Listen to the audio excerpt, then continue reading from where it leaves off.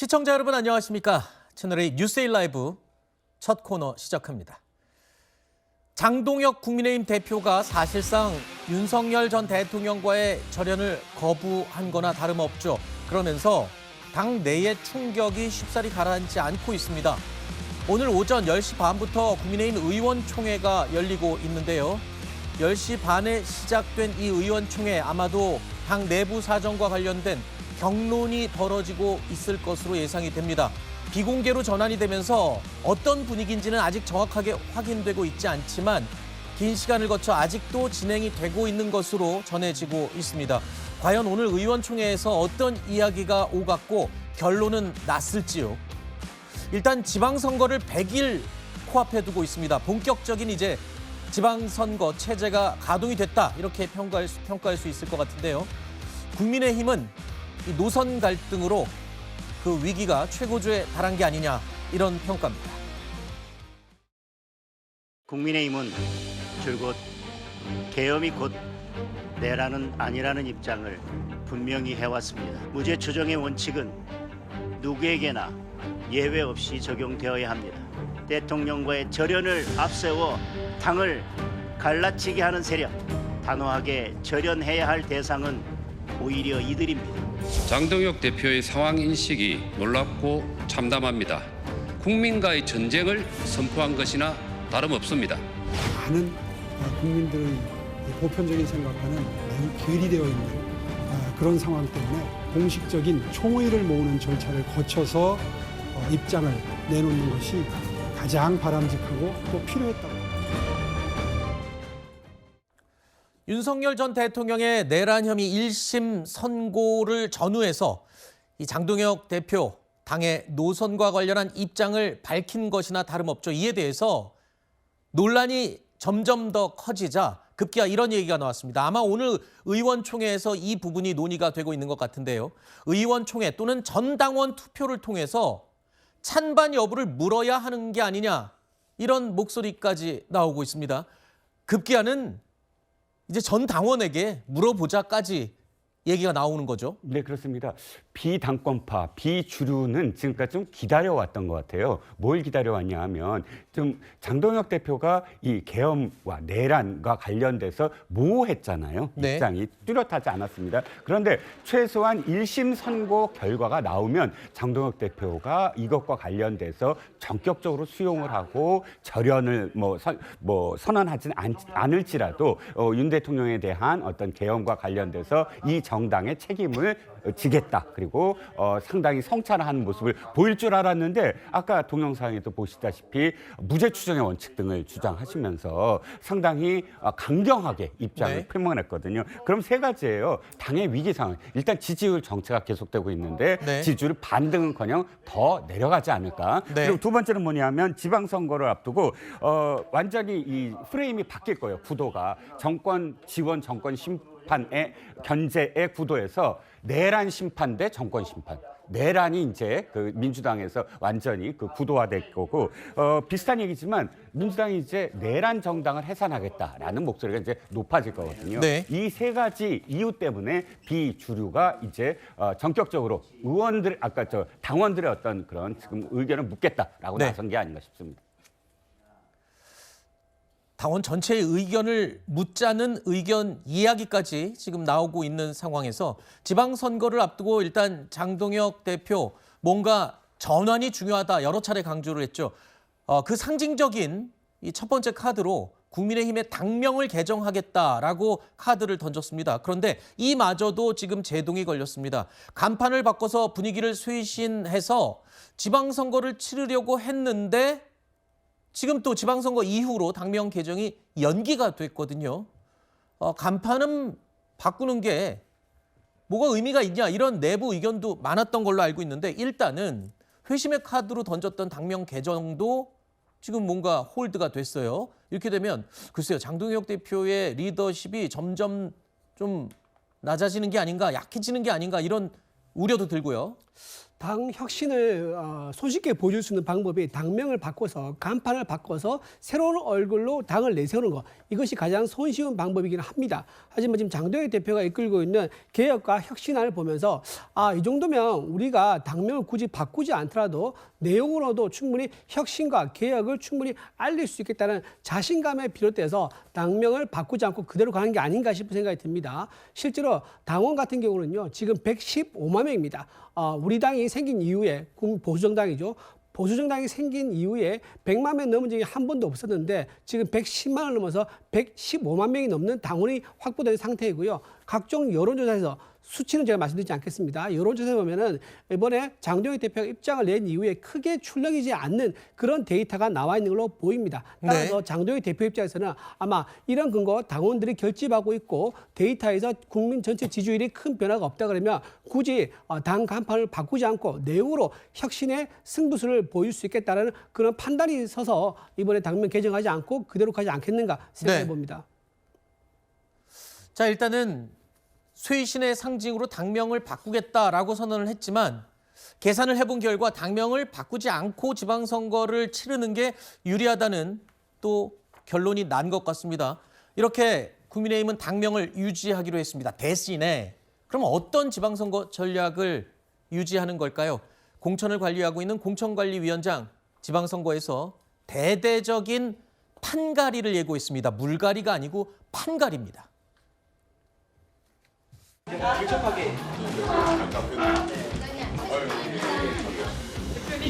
의상이 너무 파격적이야. 지금 우리가 위기의 현장으로 들어가야 되기 때문에 진작 말씀 주셨으면 작업하고 아니요. 지금 국민의힘은 벼랑 끝에 서 있습니다. 우리는 위기를 오래 말해왔지만 정작 아무것도 바꾸지 않았기 때문입니다. 당을 계속 이용하려는 사람은 이번 공천에서 정리되어야 합니다. 다시 새롭게 시작하기 위한 판가리가 되어야 합니다. 정치 경험이 많다는 이유만으로 앞에 설 시대는 지났습니다. 국민의힘의 이정현 공관위원장 물갈이도 아니고 판가리를 하겠다라는 입장을 밝혔죠. 그러면서 당을 이용하는 사람들은 정리돼야 한다라고 말을 했습니다. 당을 이용하는 사람, 누구를 염두하고 저런 표현을 썼을까요? 그러니까 사실 무고한 해석이 나오는데요. 네. 이날 발언 중에는 또 이런 내용도 있었습니다. 당 지지율보다도 경쟁력이 낮은 현직 도지사들이 고민 없이 다시 나오려고 한다. 그러니까 출마를 계속하다가 기계적으로 이 당의 힘을 그냥 뒤엎고 본인의 개인적인 정치적 역량이 없음에도 불구하고 기계적인 출마를 채비한다라는 취지로 읽히는데 언론에서는 많은 부분이 아마 오세훈 시장을 겨냥한 게 아니냐라는 해석을 내놓고 있고요. 네. 이건 사실 오세훈 시장이 뭐 경쟁력이 떨어진다 이런 측면을 떠나서 지금 그래도 주요 도시에 서울시장과 부산시장이 있다라고 했을 때 박형준 현 시장 같은 경우에는 당에 대한 문제의식을 드러냈지만 계속 이 쓴소리를 던지고 있지는 않거든요. 그게 오세훈 시장과 대비되는 모습인데 오세훈 시장은 장동혁 지도부에 대한 굉장히 강력한 문제 제기를 연일 하고 있기 때문에 네. 사실상 당 지지율이라는 어떤 수단을 강구하면서 이 배제 내지는 힘 빼기 이런 발언을 한 게 아닌가 생각됩니다. 물론 말씀하신 것처럼 해석하기 나름입니다. 오세훈 서울시장을 겨냥한 것일 수도 있고 또 이정현 공관위원장이 최근에 젊은 정치인들의 등단에 대해서 적극적으로 하겠다. 새로운 얼굴을 발굴하겠다. 이렇게 말한 만큼 기존의 지자체장의 자리에 있는 사람보다 뭔가 새로운 인물들을 더 발탁하겠다. 이런 것으로도 또 해석이 가능할 것 같습니다. 자, 그런데 아까 영상으로 보신 분들 느끼셨겠지만 이정현 공관위원장이 첫 공관위 회의에 국방색이죠. 국방색 야상을 입고 나온 것을 두고 또 여기저기서 말이 많습니다. 일각에서는 계엄을 연상케 한다라고 비판하기도 했는데요. 이에 대해서 이정현 공관위원장, 그쯤 되면 이건 병이 아니냐라고 단호하게 맞받아쳤습니다. 일단 이정현 위원장은 이 야상이 위기 현장 작업복이다라고 말을 했습니다. 뭐 정치인들이 옷이나 넥타이를 입는 것도 하나하나 다 의미를 부여하는 거다. 저는 이렇게 알고 있습니다만 어떤 각오를 다지는 그런 의미일 수 있겠죠. 전투복이라고. 네, 지금 이정현 위원장이 말과 또 행동이 일치합니다. 네. 말은 어떻게 했냐면 완전히 그러니까 훈련을 시키겠다, 지옥 훈련을 시키겠다. 그만큼 경쟁을 뭐 많이 하겠다, 시키겠다 이런 의미로 말을 했고 또 옷을 저렇게 야상을 입음으로써 자신이 굉장히 이 전체적인 어떤 그런 공천 과정을 힘있게 끌고 가겠다라는 모습을 보인 것 같습니다. 그런데 문제는 이거죠. 그 당일날 개헌과 관련된 선고가 나는 날입니다. 그 네. 선고의 내용을 보면 군인들을 이용해서 위로부터의 그런 그 내란이 일어났다라는 선고가 나온 날 굳이 군복을 입을 필요가 무엇이 있는가? 네. 이거고요. 또 제가 지적하고 싶은 건 이거예요. 상상력의 빈곤. 즉 이정현 위원장이 아무리 좋은 뜻을 갖고 있더라도 그 옷이 갖고 있는 어떤 상징적인 의미를 파악을 한다면 굉장히 저 옷에 대한 어떤 느낌이 진짜 열심히 일을 하는구나 보다는 굉장히 군복의 어떤 느낌이기 때문에 상상력이 20, 30대에 소구할 수 있을까? 저런 상상력으로 라는 그런 좀 아쉬운 대목이 있죠. 네. 뭐 아쉬운 부분도 있지만 결의를 다지는 차원의 의미로 생각할 수도 있는 부분이겠죠. 그런데 자 이렇게 의지를 다지고 있습니다만 국민의힘 공관이 시작부터 삐걱이는 부분이 좀 보입니다. 일부 위원에 대한 말들이 나오고 있는 점에 대해서 임명과 관련된 최고위원들의 우려가 있었습니다. 검증팀을 따로 꾸리기로 했고요. 이와 함께 황수림 공관위원은 자진 사퇴 의사를 밝혀왔습니다. 김보람 위원에 대해서는 공관위원장의 의견을 들어서 최고위원들과의 논의를 거쳐서 거취를 결정하기로 했습니다.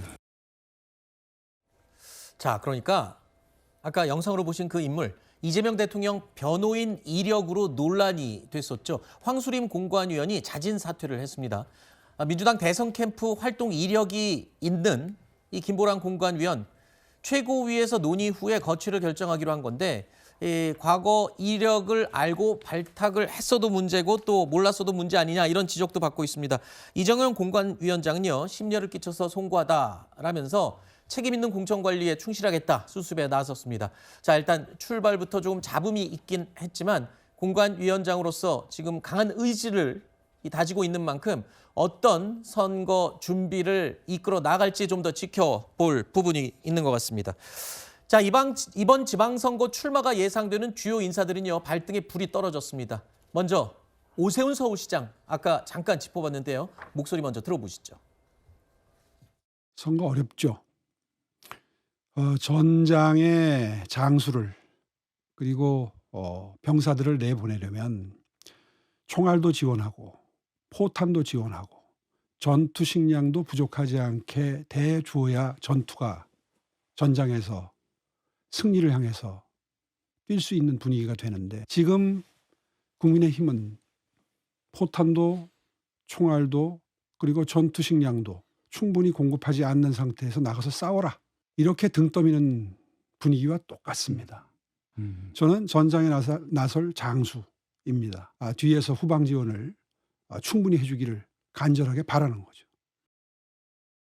오세훈 서울시장이 어제 북 콘서트를 열었습니다. 그러면서 다가온 지방선거 레이스에 본격 시동을 걸고 나선 셈인데요. 오늘 라디오 인터뷰에서도 장동혁 지도부를 향해서 직격탄을 날렸습니다. 왜냐하면 아까 앞서 얘기한 것처럼 공관위원장을 비롯해서 아까 해석의 일부분이었지만 장동혁 대표도 그렇고 일단 오세훈 시장을 약간 내쳐놓는 분위기 때문에 오세훈 시장으로서는 할 수 있는 카드가 일단 저거밖에 없겠죠. 오세훈 시장 입장에서는 5선을 생각을 한다고 한다면 이번 지방선거에서 서울 시민들이 어떻게 국민의힘을 대하고 있는지를 아마 뼈저리게 느끼고 있을 겁니다. 현장을 체감을 충분히 할 수가 있을 것으로 보여지고요. 그렇기 때문에 반복적으로 장동혁 대표를 포함한 당 지도부의 쓴소리와 비판을 거듭해서 할 수밖에 없는 상황이기도 하겠죠.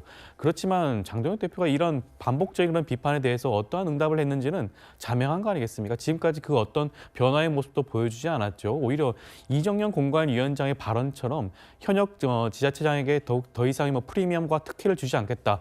오히려 엄정하게 결과를 발표하겠다, 심사를 하겠다 이런 멘트 자체가 오세훈 시장을 겨냥했다는 것이 굉장히 뭐 유력한 부분 아니겠습니까? 그렇다고 한다면 지금 오세훈 시장의 입장에서는 당장 지방선거의 그런 공천을 받을 수 있을지부터 염려할 수밖에 없는 그러한 상황이라고 하겠고요. 그렇다고 한다면 지금 기댈 것은 당내 분위기가 아니라 서울 시민 그리고 중도 보수를 아우를 수 있는 시민들의 목소리에 기댈 수밖에 없기 때문에 이러한 비판의 지점을 반복적으로 계속할 가능성이 높지 않을까 싶습니다. 네. 일단 국민의힘 공관위가 판가리를 예고를 했죠. 그 대상이 뭐 오세훈 시장이다, 아니다, 뭐 다른 지자체장이다 여러 가지 해석이 나오고 있지만 오세훈 시장 입장에서는 서운한 마음을 지울 수가 없겠죠. 일단 본인이 할 수 있는 모든 카드를 던지고 있는 상황입니다. 하지만 또 이 현역 프리미엄도 무시하지 못하겠죠. 그런데 또 현역 프리미엄도 지금 분위기에서는 예전 같지 못하다 이런 지적까지 나오고 있습니다. 자, 일단 오세훈 시장 입장에서는 글쎄요. 당내 경선부터가 고비예요. 그렇죠. 당내 경선이 고비죠. 그래서 지금 오세훈 시장이 장동혁 대표를 집중적으로 공격하는 그 맥락을 좀 살펴볼 필요가 있습니다. 만약에 공천을 못 받게 되면요, 본인은 장동혁 대표를 공격해서 공천을 못 받았다라면서 장동혁 대표 탓을 할 수 있는 거고요. 공천 받았는데 선거에 졌다라고 하면요, 나는 열심히 하려고 했는데 장동혁 대표가 당을 이상하게 이끌어서 내가 졌다라고 하면서 당 탓을 할 수 있는 거죠. 그러니까 오세훈 시장 입장에서 보면은 이래나 저래나 장동혁 대표를 직격하고 공격한 게 사실상 계산해 보면 별로 나쁘지 않다, 그런 생각을 좀 하고 있는 게 아닌가 싶은 생각이 듭니다. 그런 상황에서 현재 본인도 지금 가장 이제 서울 시민들을 설득하기 어려운 포인트가 뭐냐면은 왜 내가 5번째 서울시장이 되어야 하느냐, 5번이나 서울시장 해야 되느냐, 이 부분에 대한 본인도 뚜렷한 비전이 없는 것 같아요. 그런 설명이 되지 않다 보니까는 장동혁 대표를 집중적으로 공격해서 오히려 내가 떨어졌을 경우, 공천 못 받을 경우를 가정한, 그리고 그 다음 선거라는 건 전당대회를 말하는 겁니다. 그 다음 선거를 오히려 대비한 듯한 이런 모습을 보이는 게 아닌가 싶은 생각이 들고요. 네네. 그런데 아까 여론조사도 잠깐 보여드렸지만 뭐 5선이 되겠냐, 지금 분위기에서 되겠냐 하지만 현역 프리미엄, 사실 다른 후보들 지금 아직은 이른 여론조사긴 하지만 일단 선거라는 게 이겨야 되는 거 아닐까요? 근데 그렇죠. 지금 지지율이나 뭐 이런 걸로 봤을 때 글쎄요, 경쟁력으로 봤을 때는 지금 이 순간에는 그래도 되는 사람을 좀 봐야 되는 건 아닌가라고 생각하는 사람도 꽤 있거든요. 그 부분은 어떻게 설명하시겠어요? 근데 지금 현재 선거가 지금 100일도 남은 상황에서 네. 현재 지지율 나오는 걸 보고 그걸로 판단하기 굉장히 힘들죠. 왜냐하면 장동혁 대표가 지금 혁신안을 낸다고 지금 얘기를 했고요. 공관위 위원장이 아마 다음 주부터, 이번 주 말부터 해서 본격적으로 가동되기 시작할 겁니다. 네. 그렇다 그러면 이런 비전을 제시한다, 이런 사람들을 공천하겠다라고 하면 분위기가 완전 또 달라질 수 있는 거거든요. 알겠습니다. 선거의 바람에 따라 가지고 그걸 볼 문제이기 때문에 지금 당장 지지율 가지고 판단하기 좀 이르지 않을까 싶습니다. 알겠습니다. 말씀하신 대로 공관위에서 어떤 카드들을 이제 꺼내 보일지 유권자들은 이제 지켜보고 있습니다. 과연 오세훈 시장 카드, 그리고 또 새롭게 내놓는 카드, 유권자들은 보고 판단을 하겠죠. 누구를 찍을지 말입니다. 자, 다음 코너로 이어갑니다. 정치 라이브가 준비되어 있습니다.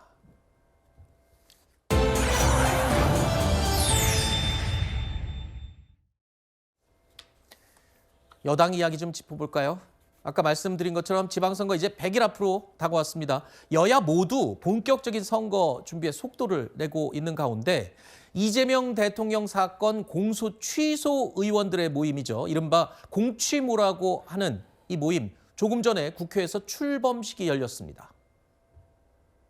저희는 이제 이재명 대통령 사건과 관련된 국정조사, 공소 취소, 그다음에 이제 제도 개혁에 대한 모임입니다.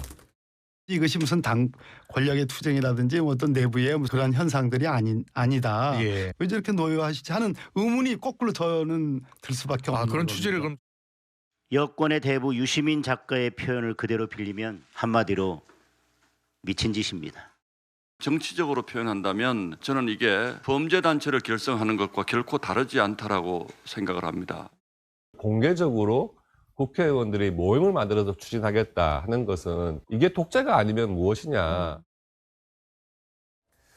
들으신 것처럼 지난주에 유시민 전 이사장이요, 한 방송에서 아주 강한 표현으로 비판을 했죠. 이어서 국민의힘도 이 모임에 대해서 강한 비판을 쏟아내고 있습니다. 그럼에도 지난 12일 87명으로 시작했던 이 이른바 공취모, 참여 인원이요 105명으로 늘었습니다.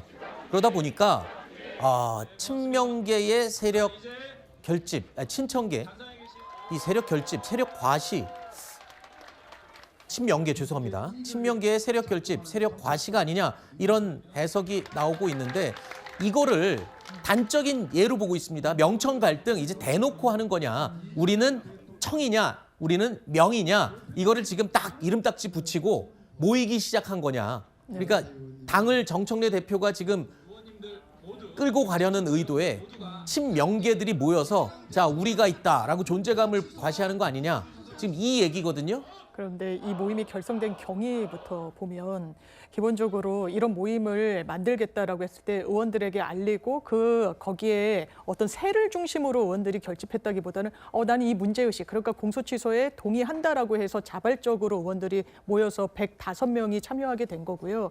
그리고 친명, 친청 이 구도에 또 맞지 않는 이유 중에 하나는 그 의원들의 면면입니다. 이를테면 또 대표를 맡게 된 윤건영 의원 같은 경우에는 뭐 친명이다, 친청이다 이 분류에 또 속하지 않기도 하고요. 이런 여러 의원들이 계시다라는 점 말씀을 드리고. 근데 모임 이름 자체가 이재명 대통령의 공소 취소 모임이에요. 맞습니다. 그러니까 이재명 대통령을 적극적으로 옹호하고 지지하는 사람들인 건 분명하잖아요. 맞습니다. 이걸 친명이라고 하면 안 되는 건가요? 아니요.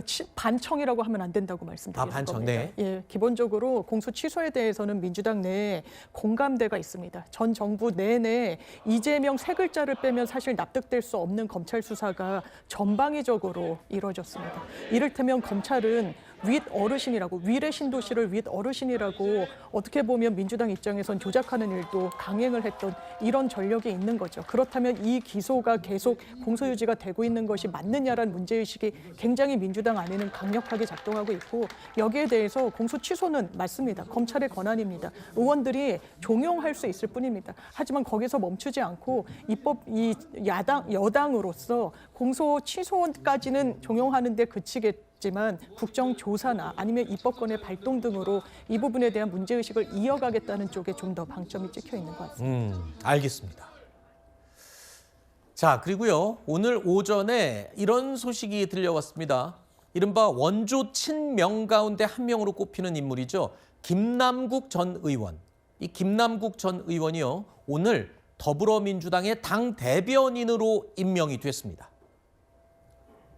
박규환 대변인이 최고위원으로 지명됨에 따라 김남국 전 국회의원을 대변인으로 임명하고 최고위원회에 보고하였습니다.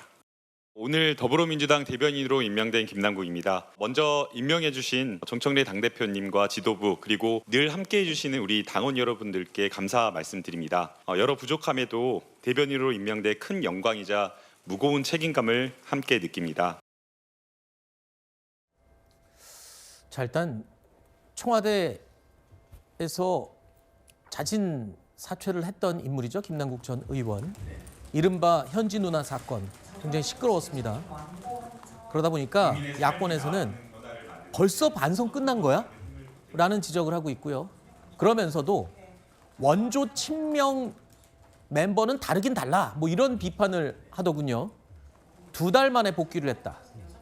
어떻게 봐야 될까요? 어떤 의미인가요? 지금 이 순간에 이 시기에 김남국 전 의원이 민주당의 대변인으로 임명이 됐다. 전 일단은 그 말씀하셨던 두 번째 질문부터 답을 한다면 상당히 정청래 대표가 정치 공학적인 어떤 그런 그 수를 둔 게 아닌가 싶어요. 왜냐하면 좀 전까지 무슨 말씀하셨습니까? 공소 취소 모임이 개파처럼 보이잖아요. 네. 아니 공소 취소를 하는데 왜 다른 의원들은 40명의 의원들은 그럼 그거 반대하는 의원들인가요? 그게 국정조사를 하는데 국정조사를 하는 모임이 대표랑 고문이랑 간사랑 대변인 조직까지 만들어야 되나요? 그러니까 이게 당연히 개파처럼 보이는데 그러니까 친청을 이런 어떤 그런 모임을 좀 이렇게 배제하는 게 아니냐 그런 의미에서 정청래 대표가 차라리 그렇다면 우리가 그런 어떤 진짜 이재명 대통령이 아낀다고 한다는 김남국 전 이 비서관을 대변인으로 임명함으로써 도리어 이런 어떤 친청 친명 갈등에서 자신이 훨씬 더 그런 게 없다. 우리는 이런 어떤 소통과 화합의 어떤 그 메시지로 대변인으로 임명한다라는 걸 보여주려고 한 게 아니냐라는 겁니다. 이 설명이네요. 동의하십니까? 일단 아까 제가 질문한 것처럼 아니 친명 친청이 어디 있느냐, 친명 갈등이 명청 갈등이 어디 있느냐 이런 논란을 그냥 사전에 불식시키기 위해서 친명의 유명한 한 명을 민주당의 대변인으로 정청래 대표가 임명한 것이다. 동의하십니까? 일단 김남국 신임 대변인 같은 경우에는 물론 뭐 친명계로 분류가 되기도 하죠. 과거 이재명 대통령이 당대표 시절부터 지난 대선 후보 시절부터 그래왔긴 합니다. 그렇지만 국회의원 출신이기도 하고요. 이번 청와대 비서관으로서 국정을 함께 수행한 그런 네. 경험도 있어요. 지방선거를 앞두고 당 대변인을 맡을 수 있는 적임자 중에 한 명으로 판단을 했을 수도 있습니다. 네. 그리고 지금 친명, 친청 구도를 반복해서 말씀을 하시는데 네. 아직 이재명 정부가 출범한 지 1년도 채 되지가 않았어요. 네. 지금 이재명 정부의 지지율이 당 지지율보다 훨씬 높습니다. 네. 이러한 상황에서 당이 청와대의 뜻과 달리 움직인다, 이재명 대통령과 다른 길을 갈 수가 있다라고 생각하는 것은 저는 좀 어불성설이라는 말씀 좀 드리고 싶고요. 네네. 물론 제 말이 아니라 예. 일각에서 또 물론 호사가들 뭐 또- 당대표와 당 지도부와 뭐 청와대 입장이 조금 결이 다를 수는 있습니다. 그러한 부분도 건강한 공당의 모습을 보여주는 게 아닌가 생각이 드는 것이고요. 네. 이번 김남국 대변인의 임명 자체는 이재명 정부의 그런 호흡을 더욱더 잘 맞추겠다는 정청래 대표와 당 지도부의 뜻이 아닌가 싶습니다. 네. 저는 친명계 대표 주자인 김남국 의원을 이렇게 무리해서 빨리 정치 활동에 복귀시킨 이유가 뭘까 생각해보면요. 네. 이런 임무가 있었을 것 같아요. 지금 당 대변인에서 중요한 역할을 맡게 됨으로 인해 가지고 지금 지방선거 공천이 곧 이제 이루어질 거란 네. 말입니다. 지방선거 공천 관련해서 대통령실의 의중을 당에 전달하는 그런 창구 역할을 맡은 게 아니겠는가. 연락장교 역할 그렇죠. 같은 연락장교. 거군요. 네. 적절한 비유인데요. 연락장교 역할을 한 게 아닌가 싶어 합리적인 의심이 좀 드는 부분이 있습니다. 알겠습니다. 뭐 개인적인 의견을 전제로 말씀하신 건데 뭐 한 가지 이유로 임명을 하지는 않았겠죠. 여러 가지 또 복합적인 원인이 있을 거라고 생각이 듭니다. 자, 그리고 최근에 한국 영화계가 많은 부진을 겪고 있었죠. 그런데요, 요즘 이 영화로 오랜만에 극장가의 활기를 불어넣고 있습니다. 바로 왕과 사는 남자, 이 영화입니다. 현재 600만 관객을 돌파 코앞에 두고 있는데요. 그런데 이 영화에 대한 열풍, 여기에는 또 정치인들도 한 몫을 했습니다. 이재명 대통령에 이어서 민주당 정청래 대표도 이 영화를 주말 동안 관람했습니다. 귀양원 양반이 누군지 아십니까? 도상군 이용이에요. 얼마 전까지 이 나라의 왕이었던 사람이요. 이놈이 감히 왕족을 능멸하는가? 더 이상 나로 인해 내가 아끼고 사랑하던 사람들을 잃고 싶지 않다. 저도 그 안에 있습니까? 바로 저 대사. 저도 그 안에 있습니까? 자, 정청래 대표가요, 영화 속에 이 저도 그 안에 있습니까? 이 대사를 듣고 눈물을 흘렸다라는 감상평을 남겼습니다. 혹시 또 죄송한 얘기입니다. 제가 하는 말 아닙니다. 네. 대변인님. 친명, 친청 갈등 상황을 두고 이 나의 속마음을 영화가 대신해 주는구나 이러면서 표현한 게 아니냐. 저는 그런 해석도 가능을 할 것 네. 같은데요. 일단 뭐 당내에 그런 기류가 없다라고 누차 말씀드립니다만 그래도 이제 외부에서 볼 땐 뭔가 노선 다툼과 경쟁 구도가 있는 거 아니야라는 이런 시선이 분명히 존재하는 것도 정치인으로서는 인지해야 되는 거 아니겠습니까? 그러니까 이 영화의 제목부터가 좀 의미심장한 부분이 있죠. 왕과 사는 남자. 아무래도 뭐 왕에 비유하는 게 적절하진 않겠습니다만 이제 대비를 한다면 이 대통령이 왕으로 이제 치환돼가지고 상징적인 부분도 있다 보니까 왕과 사는 남자 속의 이 대사, 나도 이 왕의 마음 안에 있느냐라고 묻는 부분이 아마 정청래 대표한테는 여러 의미심장한 부분으로 다가왔을 수 있겠다라는 생각이 들고요. 그렇기 때문에 누차 지금까지 말씀드렸다시피 거기에 대해서도 본인이 아까 조현산 변호사님도 짚어주셨지만 대통령과 척을 진다라는 거는 경쟁 구도를 한다라는 거는 정치인 네. 정청래를 위해서도 좋은 부분이 아닙니다. 네. 그렇기 때문에 다시금 좀 이런 이 SNS 글이 화제가 된 게 아닌가 싶습니다. 우리 대변인님 말 충분히 이해가 됐습니다. 정작 이재명 대통령과 정청래 대표는 사이가 좋은데 자꾸 친명, 친청 갈등 얘기를 하니까 얼마나 답답하셨겠습니까? 그런데 그럼 이건 어떨까요? 본인들은 정작 괜찮다고 하는데 그 지지하는 사람들이 만약에 비난을 하면서 편을 갈라치게 한다면 뭐냐 하면요. 민주당 지지층 사이에서 지금 친명 친청에 대한 갈등이 격화되고 있다는 겁니다. 어제요, 이재명 대통령의 유명한 팬카페죠. 이 제명인의 마을에서 정청래 대표와 이성윤 의원이 강제 탈퇴됐습니다. 그러니까 퇴출됐어요. 이 카페에서. 일각에서는 민주당 강성 지지층 사이에서 내전, 그러니까 이거는 지지층 사이에서 내전이에요. 이유가 탈퇴를 시킬지 말지를 투표를 내부적으로 했는데 80%가 넘는 저 카페 이용자들이 정청래 대표와 이성윤 의원 퇴출해야 된다라고 했다는 거예요. 그 이유는 자꾸 이재명 대통령과 이 반목을 일으키는 게 이유다라고 지지자들은 이야기하고 있거든요. 이건 어떻게 설명하실까요? 지금 해당 제명인의 마을이라는 그런 커뮤니티 같은 경우에는 당의 공식적인 조직도 아니고요. 무슨 정부 조직도 아니에요. 일단 20만 명이 넘잖아요. 그렇죠. 20만 명이 넘는 일종의 카페이기도 합니다. 많은 정치적인 지지자들이 모여 있는 그런 공간이기도 하고요. 그런 공간에서 어떠한 결정을 내렸다고 하더라도 이것이 이재명 대통령과 정청래 대표 간의 그런 분란을 상징적으로 보여준다라고 단정짓기엔 저는 무리라고 보여지고요. 그리고 앞서 그 커뮤니티에서 나왔던 투표 결과를 살펴보게 되면 앞서 말씀하셨잖아요. 이재명 팬카페의 회원수가 20만 명이 넘습니다. 근데 투표에 참여한 인원은 2,000명이 채 되지 않는 숫자예요. 굉장히 적은 숫자가 참여한 과정에서 이러한 결과가 나왔다라고 하는 부분을 살펴보게 되면 이것이 이 커뮤니티 전체의 분위기인지도 단정할 수가 없는 그런 그런 말씀도 드릴 수밖에 없을 것 같아요. 네. 그렇기 때문에 이러한 일을 가지고 이재명 대통령과 청와대가 당 간의 그런 분란과 갈등이 있다, 고착화되고 있다, 더욱더 심화되고 있다라고 표현하는 것은 좀 지나친 표현이 아닌가라는 말씀을 드리고 싶습니다. 알겠습니다. 자, 어쨌든 이런 상황 속에서 민주당은 이번 지방선거에서 압승을 거두겠다라고 다짐을 하고 있습니다. 오늘 발표된 여론조사가 하나 있어서 준비해봤습니다. 이재명 대통령의 국정 지지율, 파란 그래프 보이시죠? 4주 연속 상승 추세를 그리고 있습니다.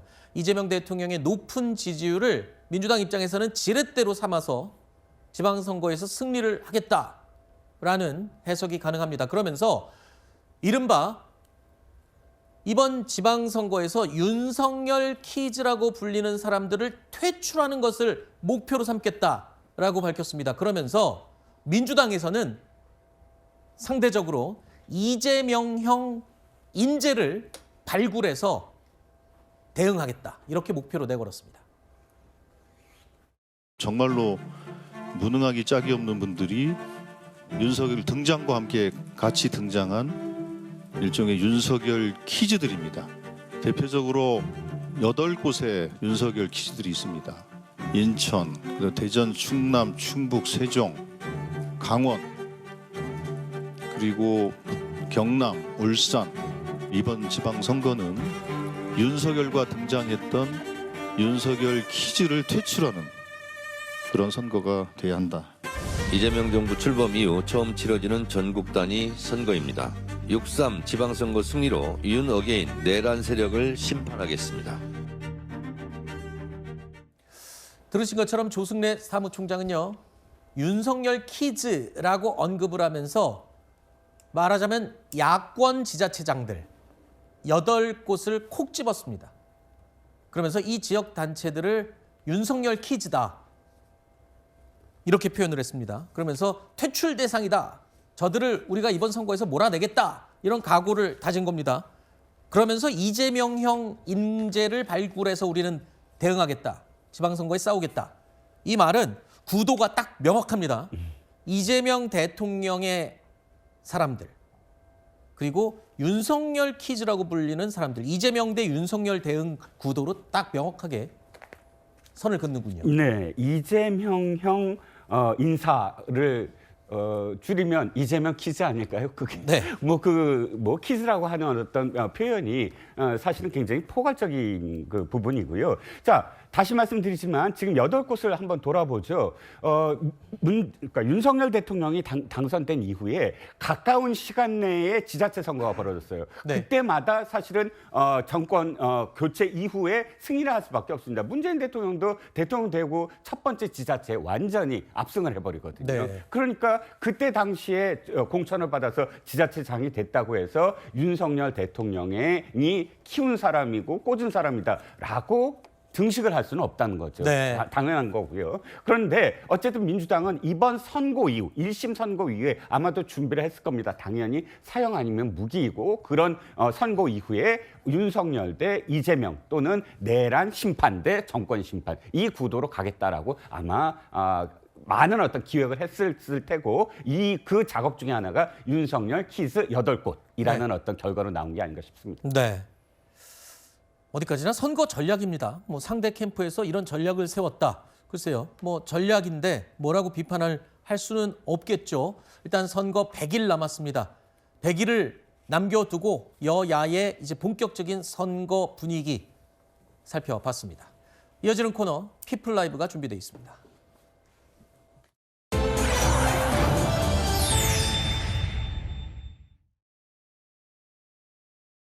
보수 애국 연예인들도 오시고 보이십니까 혹시? 여러분들 이름이 널리 알려진 분이 누구 있습니까? 태진아 선생님 보이고 윤석열 대통령을 다시 한 번 더 그리워하고 우리 윤어게인을 외치기 위해서 콘서트 합니다.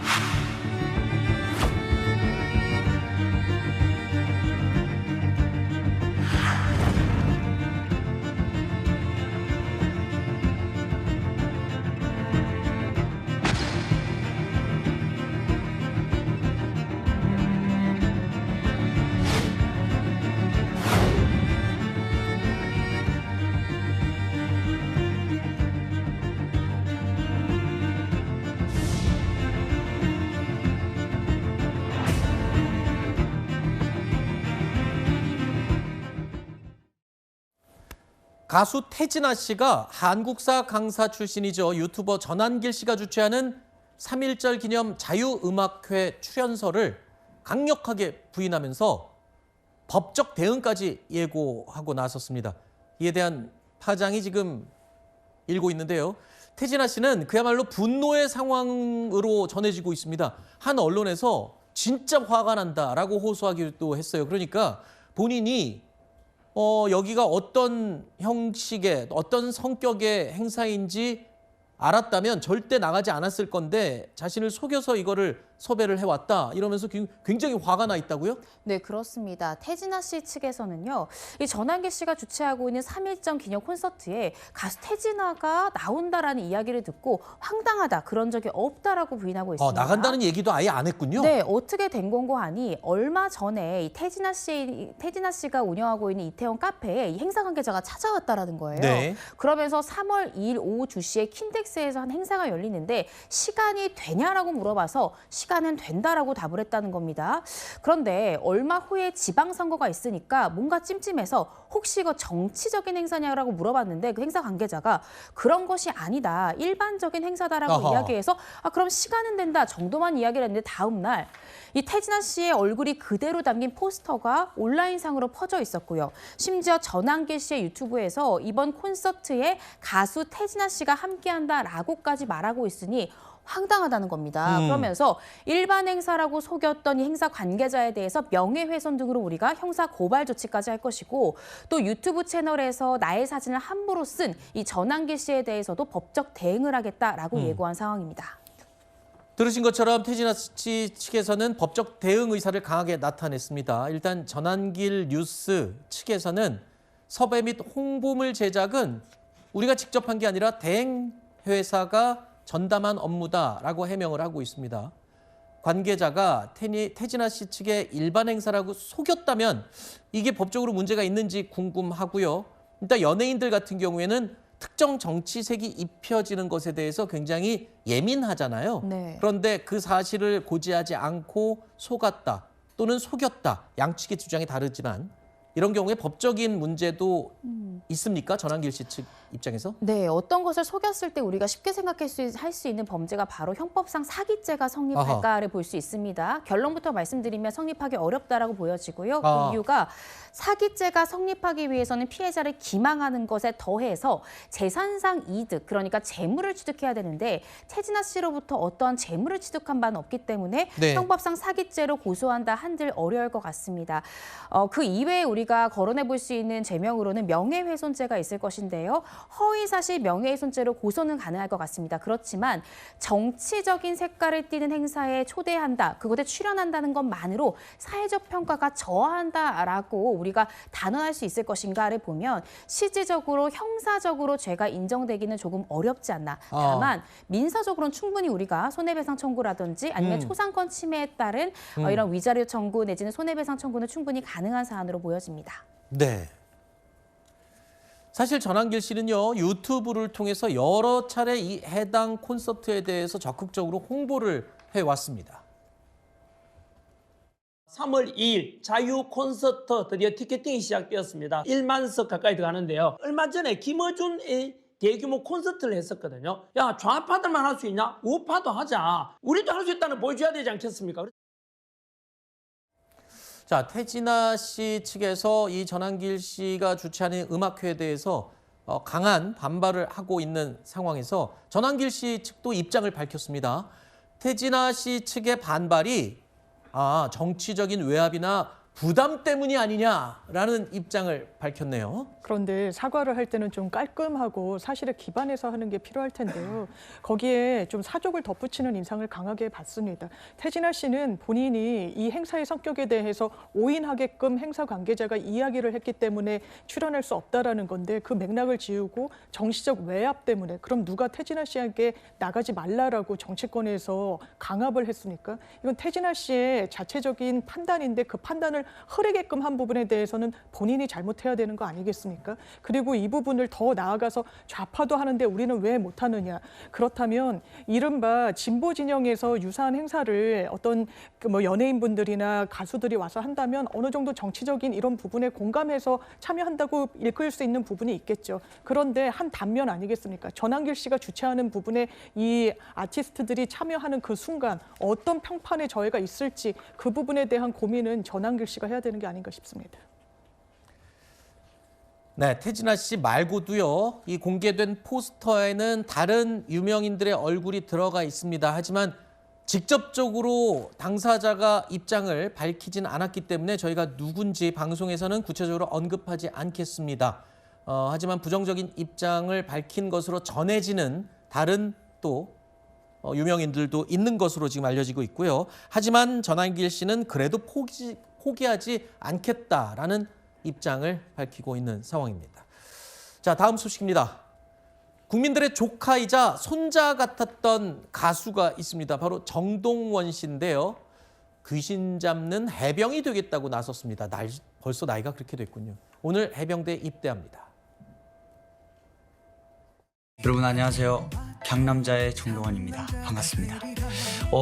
오늘은요 가슴이 떨리고 막 두근두근거리고 그럽니다. 이유가 일단 요거 오늘 또 저의 이 앞으로 남자 인생에 있어서 정말 중요한 선택을 잘 할 수 있도록 도와주실 분이 오시는데 기대를 많이 하고 있고요. 떨리네요. 필승! 오! 필승 1140개입니다. 저는 기수가 없습니다. 죄송합니다. 예비 해병입니다. 해병대 갈래? 뭐 가고 싶어가지고 남자로 태어났으면 멋있게 갔다 오고 싶어서. 오종혁 씨도 유명한 해병대고 또 요즘 로이킴 몇 끼야 유명한 짤이죠. 아니 근데 연예인들이 이렇게 해병대를 많이 가는 모습 정말 멋있습니다. 네. 멋있는데 정동원 씨 저는 아직도 애 같은 생각을 지울 수가 없는데 좀 갑작스러워요. 저 얘기가 나왔던 겁니까? 네, 그렇습니다. 정동원 씨보다는 정동원 군이라는 표현이 우리가 더 익숙할 만큼 네. 사실은 애띤 모습이 우리 눈에 선한데요. 정동원 군 말에 따르면 본인의 아버지, 할아버지 모두 힘든 군생활을 했다는 거예요. 네. 그래서 어릴 적부터 나도 힘들게 군생활하고 싶다라는 결심이 있었다는 것이고요. 정동원 씨 소속사에 따르면 정동원 씨가 해병대 교육훈련단에 입소해서 국방의 의미를 성실히 이행할 예정이다라고 밝혔습니다. 또 정동원 씨가 오랜 시간 품어온 뜻에 따른 결정이다라고 이야기를 했고요. 팬들이 이 군복무 기간 동안 잘 기다려달라라고 이야기를 하기도 했습니다. 정동원 씨는요. 기초군사훈련을 마친 뒤에 18개월간 복무할 예정이고요. 18개월 뒤에는 늠름한 남자의 모습으로 또 팬들 곁에 복귀하지 않을까 조심스럽게 예상을 해봅니다. 네. 정동원 씨가 입대 전에 행보가 아주 알찼다고 하는데 팬들을 위한 선물도 아주 든든하게 준비해놨다고요? 뭐죠? 네, 그렇습니다. 지난 5일입니다. 이 미니 앨범까지 발매했는데요. 아하. 군입대를 앞둔 공백기 동안 이 팬들을 위로하기 위한 작은 선물로 이런 미니 앨범까지 준비를 했습니다. 그리고 지난 13일에는 일산 킨텍스에서 팬들과 직접 만나는 이 팬 콘서트를 열었고요. 입대 전 마지막 팬들과의 만남인 만큼 저는 기억나는 게 이 콘서트 과정 중에 이 정동원 군이 너에게로 또다시라는 리메이크 곡을 굉장히 청아한 목소리로 불렀던 장면이 기억이 나거든요. 이게 팬들과의 작별을 고하지만 이 18개월 뒤에는 늠름한 남성의 모습으로 곧 컴백하지 않을까 싶습니다. 네. 해병대 출신 또 너는 몇 기야? 뭐 이런 짤이 나올 수 있지 않을까 싶네요. 일단 뭐 정동원 씨 제대할 때까지는 이번에 새로 준비한 그 앨범으로 팬들께서는 좀 아쉬움을 달래셔야 하실 것 같습니다. 자, 다음 소식입니다. 태평양 건너 미국 LA에서 코리아 레전드 둘이 만났습니다. 바로 배우 이병헌 씨 그리고 LAFC에 두말할 필요가 없는 손흥민 선수가 저 보십시오. 그라운드에서 만났습니다. 환하게 웃으면서 인사 나누는 모습이 포착이 된 건데 자, 이번 경기는요. 전 세계가 관심을 가졌습니다. 왜냐하면 손흥민과 정말 신이라고 불리는 리오넬 메시와의 첫 매치업이었는데 손흥민 선수가 완승했어요, 사실. 한 골도 못 넣었거든요, 메시는. 팀도 이 손흥민 선수가 이겼고. 근데 이병헌 씨와 손흥민 뭐 어떻게 해서 만난 거예요, 저기? 네, 한국 시간 기준 22일에 말씀 주신 대로 LAFC와 인터 마이애미의 개막전 경기가 있었는데요. 이 경기 구장이 이 LA 메모리얼 콜로세움이었습니다. 원래는 홈구장이 2만 명 정도의 팬들을 수용할 수 있었는데 말씀 주신 대로 손흥민 씨와 메시가 치열하게 빅매치를 벌이다 보니 7만 명 이상 수용할 수 있는 콜로세움에서 함께 했는데요. 이 개막전을 직관한 인물, 대한민국 명품 배우죠. 이병헌 씨도 함께 있었습니다.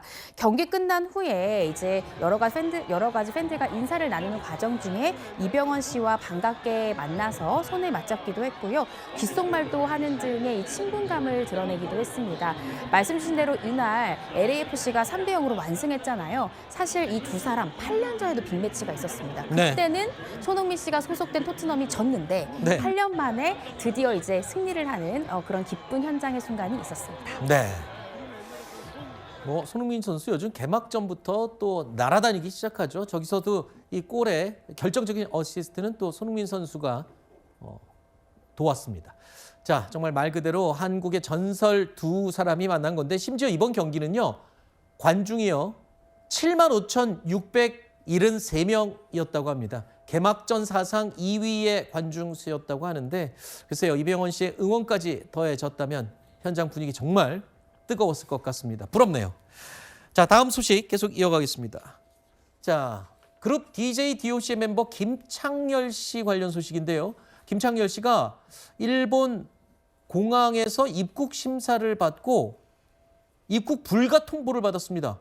먼저 목소리 들어보시죠. 표적으로 이렇게 딱 잡아놓고 이제 한 거니까 황당하기도 하고 일본은 좀 강력하게 생각을 하고 있구나. 아니 잠깐만요. 일본 측이 입국을 불허했다. 네. 이유가 뭡니까? 네, 19일에 지금 김창렬 씨를 포함해서 이 독도사랑 운동본부 관계자가 이 시네마연을 방문하려고 입국을 시도했습니다. 그런데 김창렬 씨에 대해서는 99년도에 음주운전 전력이 있다라는 등의 이유로 입국을 거부했다는 거고요. 심지어 김창렬 씨 같은 경우에는 뭐 전력이 있기 때문에 그렇다라고 우리가 생각하더라도 관계자 역시나 5시간 동안 인터뷰며 짐 수색 등등을 이유로 해서 억류 조치를 했고요. 결국 어떠한 특별한 이유 없이 관계자에 대해서도 입국 거부 조치를 함으로써 사실상 해당 본부에서도 큰 재산상 손실까지 보았다라고 합니다. 그래서 김창렬 씨 같은 경우에는 내가 여러 번 일본 다녀와도 한 번도 입국 거부 당한 적이 없는데 왜 하필 이번 19일 시네마연 방문할 때는 나를 입국 거부했느냐. 이것은 어떤 정치적인 의도로 표적 심사를 했던 것이 아니냐라는 등의 강한 불만을 드러냈습니다. 네. 자, 일본 시네마현은요. 다케시마 불법 편입 고시일이죠. 2월 22일을 다케시마의 날로 정해서 매년 기념 행사를 열어왔습니다. 이에 우리 정부는 일본의 행사를 폐지해달라 뭐 이런 입장을 밝히기도 했죠. 그렇습니다. 우리 정부의 지속적인 입장이기도 하고요. 이 시마네현 같은 경우에는 다케시마가 일본의 영유권이 미친다라고 하면서 고시까지 만들었습니다. 이 고시를 만든 날이 바로 2월 22일인데요. 우리 정부 입장에선 이 불법을 어떻게 보면 선언한 날을 다케시마의 날이라고 해서 해마다 그 이후부터 계속해서 기념을 해오고 있습니다. 때문에 이 부분과 관련해서는 우리 정부가 지속적으로 일관하여 이거는 불법이고 대한민국의 영토에 독도가 분명히 포함된다라는 점을 계속해서 강조하면서 일본 정부에 언급을 하고 있는 상황입니다. 네, 제가 시마네현을 시네마현이라고 잘못 표현을 했습니다만 시마네현. 글쎄요, 이승철 씨도 사실은 독도 행사 관련해서 노래 불렀잖아요. 그렇죠. 그 이후로 이승철 씨 아직도 일본에 입국 못하고 있는 걸로 제가 알고 있거든요. 우리 채널의 예능에 나와서 그 얘기를 했었습니다. 그렇습니다. 근데 이승철 씨가 그런 얘기를 했어요. 뭐 일본 안 가도 돼요. 뭐 이런 얘기를 했던 것도 기억이 나는데 우리 연예인들에 대해서 저런 정치적인 이유로 입국을 거부하는 것도 글쎄요. 마뜩치 않아 보입니다. 그렇습니다. 독도는 우리 땅을 부른 그 가수 그분도 아마 계속 지금 입국을 불허하고 있고요. 그런데 중요한 건 이거예요. 한일 관계에 어떤 영향을 미칠까거든요. 다카이치 정부가 상당히 한일 관계에 굉장히 이제 중립적이고 굉장히 합리적인 어떤 관계를 맺어온 듯 하면서 다케시마의 날을 맞기 시작하는 순간부터 상당히 독도와 관련돼서 강경한 어떤 외무상의 어떤 발언 등으로 인해서 강경한 발언들을 잇고 있거든요. 그렇다면 다카이치 총리가 과연 이 상황을 계속 관리를 잘 해나갈까? 아니면 원래 강경 우파이기 때문에 이걸 편승을 해서 어떤 지지율을 관리를 할까 좀 지켜봐야 될 상황인 것 같습니다. 알겠습니다. 다음 코너로 이어가겠습니다. 다음 경제 라이브가 준비되어 있습니다. 트럼프 대통령 지금 정말 전 세계를 오락가락하게 만들고 있죠.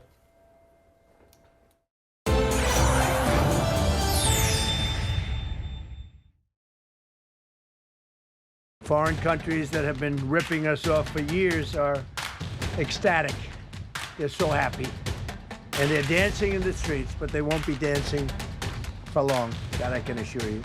They also are a, frankly, disgrace to our nation. They're very unpatriotic and disloyal to our Constitution. Now I'll go the way I could have gone originally, which is even stronger than our original choice. Today, I will sign an order to impose a 10% global tariff under Section 122 over and above our normal tariffs already being charged. They take months and months to write an opinion, and they don't even discuss that. We'll end up being in court for the next 5 years.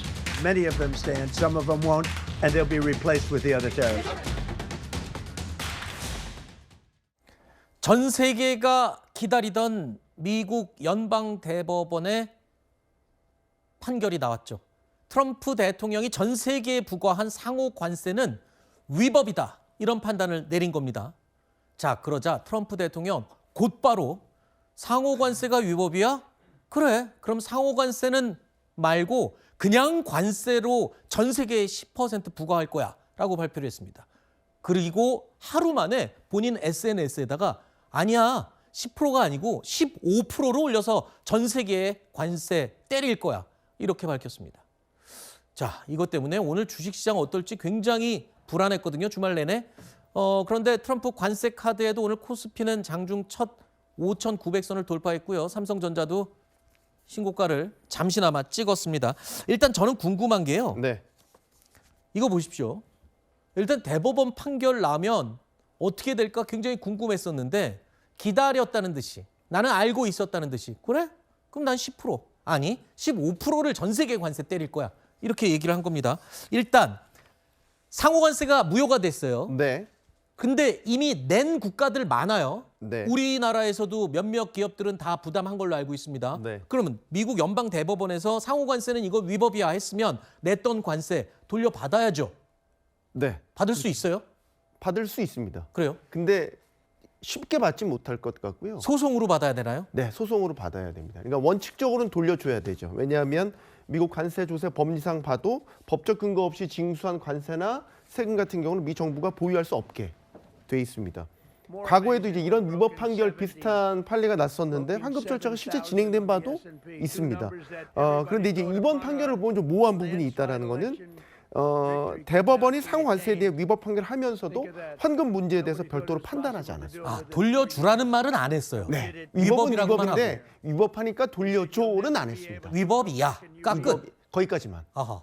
그러니까 상식적으로 위법이니까 돌려받는 게 맞다라고 생각이 되지만 이제 돌려받는 절차가 복잡해질 수 있다라는 거죠. 그러니까 관세 반환 소송이 지금 늘어날 것 같습니다. 이미 미국 같은 경우 미국 기업들은 뭐 로펌 등을 통해서 뭐 1,000곳이 넘는 곳이 소송을 이미 제기했거나 준비 중인 것으로 알려져 있고 우리 한국 기업들도 지금 알려진 곳은 뭐 대한전선이라든지 네. 하나 뭐 미국 법인들이 소송을 제기한 곳이 있다라는 것으로 알려져 있죠. 아마 이거는 더 늘어날 겁니다. 그리고 우리가 하나 더 봐야 될 거는 일단은 대법원에서 위법 판결을 내렸기 때문에 일단 상호관세 이 위법이라고 판단한 상호관세 부분은 미 행정부 차원에서도 돌려줘야 되기 때문에 아마 환급을 위한 절차나 가이드라인이 나올 수도 있습니다. 네.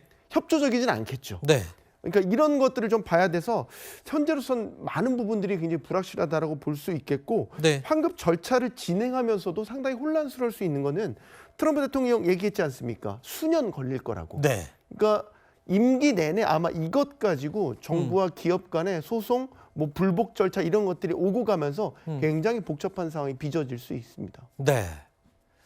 이번에 이 대법원이 우리나라 대법원이 아닙니다. 미국 연방 대법원이 트럼프의 상호관세는 위법이다라고 얘기를 한 겁니다. 9명의 재판관 중에 또 한 사람은 앞으로 이거 돌려주는 과정이 엉망진창이 될 것이다. 이런 말까지 한 것으로 외신에서 전해지고 있는데요.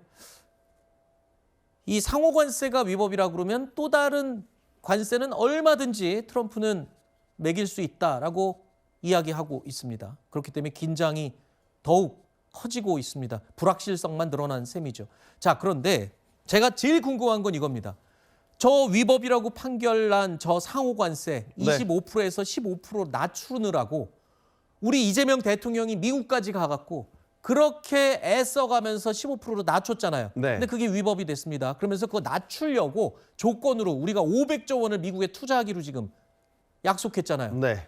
그럼 이거 어떻게 되는 거예요? 이것도 안 해도 되는 건가요? 아니요. 그렇게 못할 것 같습니다. 아니 위법인 조건 때문에 네. 우리가 투자하기로 한 건데. 그렇죠. 그러니까 상호관세를 낮추는 조건으로 우리가 3,500억 달러의 대미 투자를 약속한 이제 구조를 갖고 있기는 하죠. 네. 그러니까 이건 무효라고 우리가 주장하면 무효일 수도 있겠으나 현실적으로 무효라고 주장할 수 없는 상황이다. 이게 제일 정확한. 그게 무슨 말이에요? 네, 저도 이 내부 갈등이 있는데 네. 상황은 그렇습니다. 그래서 아마 이게 다 비슷하게 느껴지실 거예요. 네. 근데 우리 정부의 공식 입장이 일단 주말 사이에 나왔죠. 네. 불확실성이 증가한 건 맞겠지만 한미 관세 합의를 통해서 확보하게 된 이익 균형과 대미 수출 여건이 손상되는 일이 없도록 한미 간의 특별한 동맹 관계를 기초로 우호적 협의를 이어나갈 계획이다. 이 얘기는 네, 기존에 맺었던 무역 합의를 그대로 이행하겠다라는 기본적인 입장을 우리 정부가 현재로선 갖고 있다 이렇게 봐요. 아무리 그래도 우리 한미 간의 관계를 생각할 때는 정상끼리 합의한 약속이기 때문에 이거는 지켜야 되는 게 도리다. 이런 가능성에 무게를 더 높이 두고 있다. 하나만 더 말씀을 드리자면 이거는 우리 한미 간의 안보 동맹으로도 얽혀 있는 문제이지 않습니까? 그렇죠. 이번에 같이 얽혀진 게 핵 추진 잠수함 추진 이 사항도 같이 얽혀져 있기 때문에 단순하게 상호관세 위법이다. 그러니까 기존의 무역 합의는 파기에 무효다. 뭐 이렇게 볼 수만 없는 상황이라는 거죠. 굉장히 복잡한 함수들이 여기 들어가 있는 거죠. 참. 이게요. 하나만 더 말씀드리면 다만 이제 기존 상호관세 환급에 있어서 우리 기업들이 피해 보지 않도록 그런 이제 외교적 행정적 지원은 분명히 필요해 보입니다. 이거는 분명히 테크니컬한 부분이거든요. 지금 많은 기업들이 준비를 하고 있기 때문에 아마 제 생각에 가이드라인이 나올 것 같으니까 여기에 대한 신속한 정보 공유라든지 우리 정부 입장에서 줄 수 있는 어떤 우리 기업들에 대한 가이드라인 이런 것들은 명확하게 세워져야 되겠죠. 사실 우리하고 비슷하지만 우리보다 한 발 앞서서 좀 신속하게 대미 투자가 처리가 된 나라가 일본이잖아요. 네. 근데 제가 외신에서 보니까 일본에서는 이거 만약에 약속한 거 투자 안 하면 트럼프한테 2배로 두들겨 맞을 수 있으니 그냥 하는 게 낫겠다. 뭐 이런 여론이 내부에서 있다라고 저는 얘기를 들었거든요. 네. 만약에 지금 상호관세가 위법이라고 해서 여기에 반기를 드는 국가가 있다면 소위 말 속된 말로 본보기가 트럼프가 또 어떻게 할지 모르니까. 그렇죠. 어떤 보복 조치를 아하. 취할지 모른다라는 이제 불확실성도 있는 거죠. 그렇군요. 뭐 상호관세 위법 판단이 미국 연방 대법원에서 나오자마자 미국 공화당 내부, 트럼프 대통령이 공화당 소속이죠. 공화당 내부에서조차 환영의 목소리가 나왔다는 외신 보도가 나왔습니다. 자, 그렇다면 이런 트럼프 대통령의 행보를 두고 미국의 내부 여론은 어떨까요?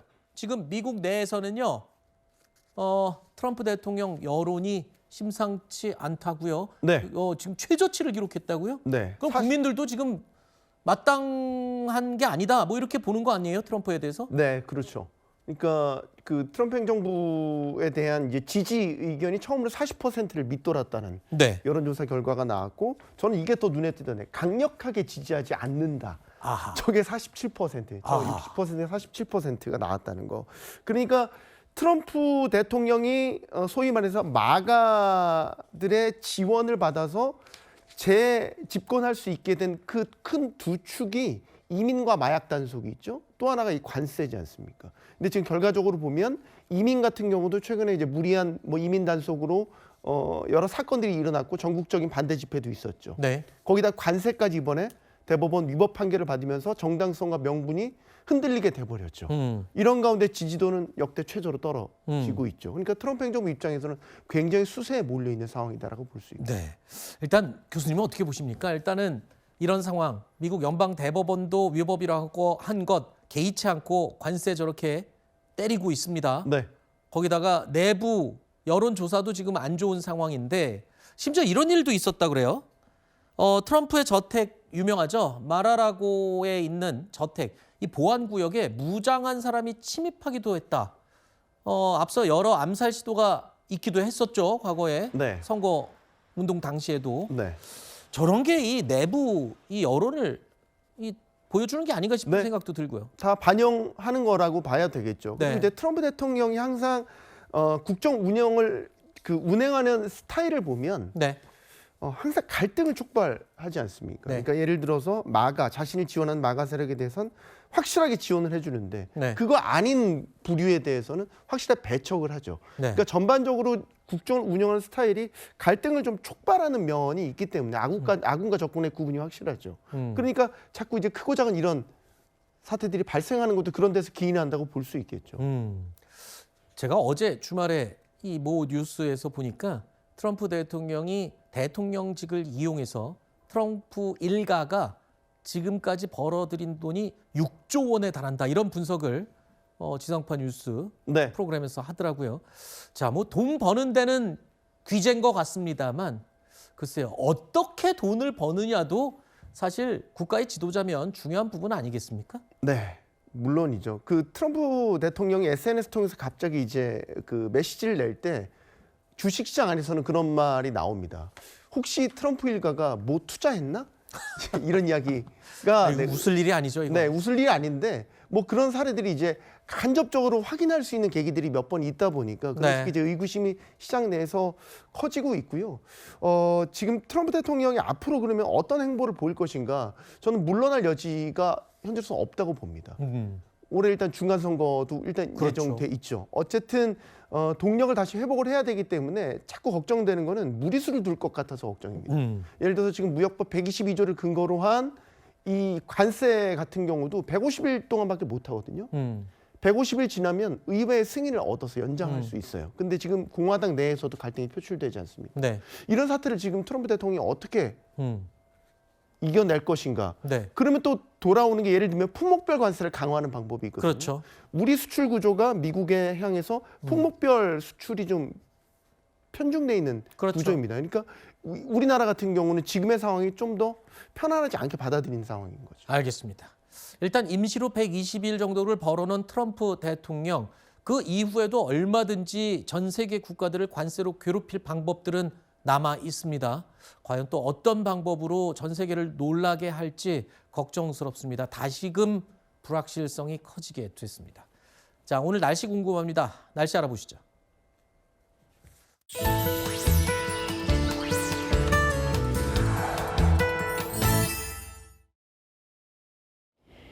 황사 속에 가려졌던 파란 하늘이 조금씩 드러나고 있습니다. 공기질이 완전히 회복된 건 아니지만 이제는 시야가 조금 트였는데요. 오늘 공기질 나쁨 수준에서 보통 단계까지는 내려오겠습니다.